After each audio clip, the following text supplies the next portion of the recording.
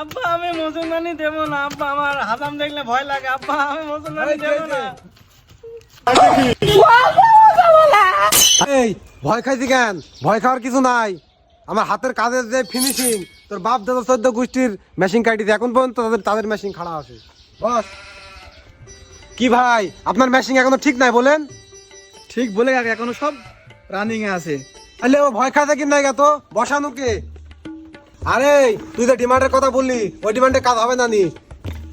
5,000 5,500 টাকা করে নিয়ে আমি ওই মাসুদ রানার গার্মেন্টসের লুঙ্গি আর কুমারখালী তৈরি ছাড়া আমি তোর কাজ করবো না নি। ভাই গো, এখানে 5,000 5,500 বেশি হয়ে গেল না? অন্য জায়গায় তো 2,000ই হয়ে যায়। হ্যাঁ 3,035 সামতা মানছি, কিন্তু তাদের কাছ থেকে অস্ত্রপাতি নাই, বিদেশি অস্ত্রপাতি নাই। আর এত বেশি বুঝলে থাক, আমি চললো না। ভাই যাই না ভাই, না বসেন বসেন, আপনি একটু হবে ভাই, বসেন বসেন। হ্যাঁ এবার তুমি লাইনে আইছো, তুমি তো ছেলে আটি পাকা চরম। বসো। এই তোর বয়স কম, আটি পাকা ছেলি, এমন অস্ত্র অব্দি কাটবো মনে হবে নেনুর অবধি পিঁপড়ে হাইটি গেল, টেরই পাবে না তো ছেলি। বসা। ঠিক আছে ভাই, ঠিক আছে ভাই, ঠিক আছে ভাই, ওই দিন যদি কাটেন আমার আধঘান সেইলি ভাই।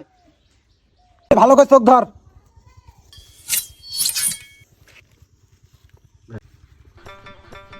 বলো নানি, ও নানি, বলো দাদি, ও দাদি, নেনুর মাথা ধর আইটি।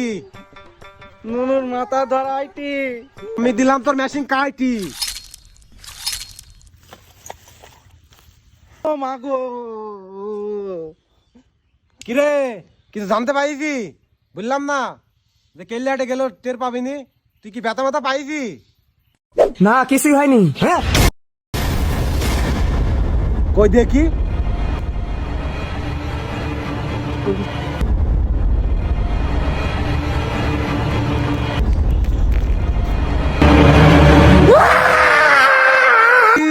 ভুল হয়ে গেল।